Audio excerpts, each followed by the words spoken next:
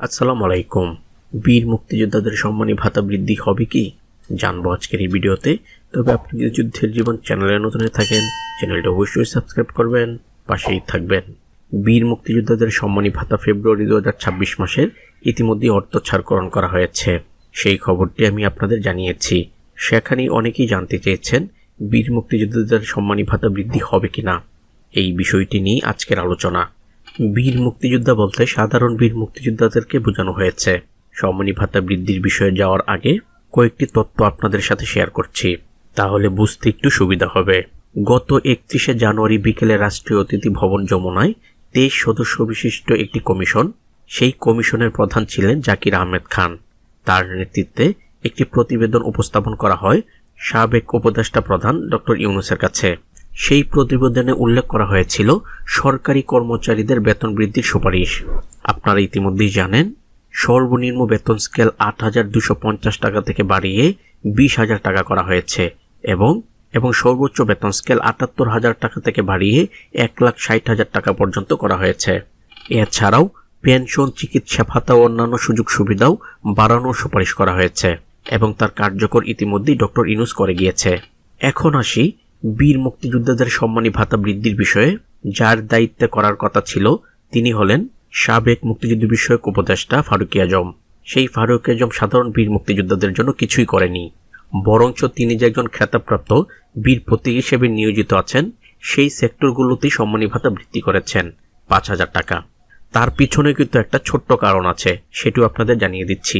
5 August 2024-এর ক্ষমতাচ্যুত হওয়ার পর আওয়ামী লীগ সেই স্থানে অন্তর্বর্তী সরকার নিযুক্ত করা হয়। সেই অন্তর্বর্তী সরকার গঠন করার জন্য রাষ্ট্রপতি, 3 বাহিনীর প্রধানগণ এবং কিছু রাজনৈতিক দল আলোচনায় বসে। সেখানে বেশ কিছু জনের নামের তালিকা আসে। সেই অন্তর্বর্তী সরকারের প্রধান করতে ডক্টর ইউনূসের নাম আসে, আর সেই নামটি দিয়েছিল একমাত্র ছাত্ররা। তাদের নিযুক্তেই ডক্টর ইউনূস অন্তর্বর্তী সরকারের প্রধান হয়। এছাড়াও অন্যান্য উপদেষ্টার নাম দেওয়া হয়েছিল, কিন্তু ডক্টর ইউনূস এসে সেই নামগুলো বাদ দিয়েছে, তার পছন্দের নামগুলো নিয়োগ করা হয়েছে। এই তথ্যটি ইতিমধ্যে রাষ্ট্রপতি নিজেই জানিয়েছেন। রাষ্ট্রপতি বলেছেন, আমরা যাদের পছন্দের নামের তালিকা দিয়েছিলাম তাদেরকে বাদ দেওয়া হয়েছে। আবার উনি অর্থাৎ ইউনূস নিজে কিছু নাম লিখে দিয়েছেন। আর কি, ওই যে ওনারা এনজিও থেকে যারা যারা এসেছিলেন, উনি তাদের নাম লিখে দিয়েছেন। এর মধ্যে মুক্তিযুদ্ধ বিষয়ক, স্বাস্থ্য বিষয়ক, ধর্ম বিষয়ক এগুলি উনি নিজে পরিবর্তন করে দিয়েছেন। অর্থাৎ সাবেক মুক্তিযুদ্ধ বিষয়ক উপদেষ্টা ফারুক আজমকে নিয়োগ দিয়েছে অন্তর্বর্তীকালীনের প্রধান ইউনূস। তো সেই ইউনূসের কথা শুনবে নাকি সাধারণ মুক্তিযোদ্ধাদের কথা শুনবে এই ফারুক আজম? এই ফারুক আজম ছিলেন ইউনূসের এজেন্ডা।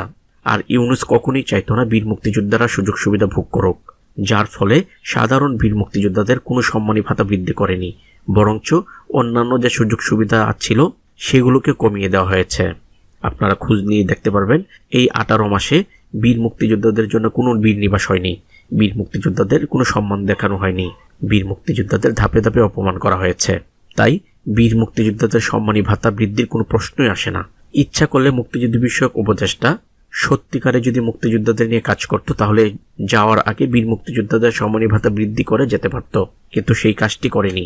তিনি শুধু করেছেন খেতাবপ্রাপ্ত ও শহীদ মুক্তিযোদ্ধা পরিবারের জন্য সম্মানী ভাতা বৃদ্ধি, এবং তার হার 5,000 টাকা। দিন শেষে ফারুক আজমই এই টাকাটা ভোগ করবেন। আর সাধারণ বীর মুক্তিযোদ্ধাদের কথা মাথায় ছিল না, কারণ তিনি তো তাদের দেখতেই পারেন না। আর দেখতে পারবেনই কিভাবে, তিনি তো ডক্টর ইউনূসের লোক। তাই যারা আমাকে ইতিমধ্যে প্রশ্ন করছেন বীর মুক্তিযোদ্ধাদের সম্মানী ভাতা বৃদ্ধি হবে কিনা, তাদেরকে বলছি, সাধারণ বীর মুক্তিযোদ্ধাদের সম্মানী ভাতা বৃদ্ধি হবে না। ফেব্রুয়ারি 2026 মাসের বীর মুক্তিযোদ্ধাদের সম্মানী ভাতা বৃদ্ধি হচ্ছে না, যারটা আগের মতোই বহাল থাকবে। তবে যেহেতু নতুন সরকার গঠিত হয়েছে, সেখানে মুক্তিযুদ্ধ বিষয়ক মন্ত্রী হয়েছেন হাফিজউদ্দিন আহমদ। এখন দেখার বিষয় উনি কতটুকু বীর মুক্তিযোদ্ধাদের জন্য করেন। তো আজ এ পর্যন্তই, দেখা হবে অন্য এক নতুন ভিডিওতে। ততক্ষণ পর্যন্ত সবাই ভালো থাকবেন, সুস্থ থাকবেন। আল্লাহ হাফেজ।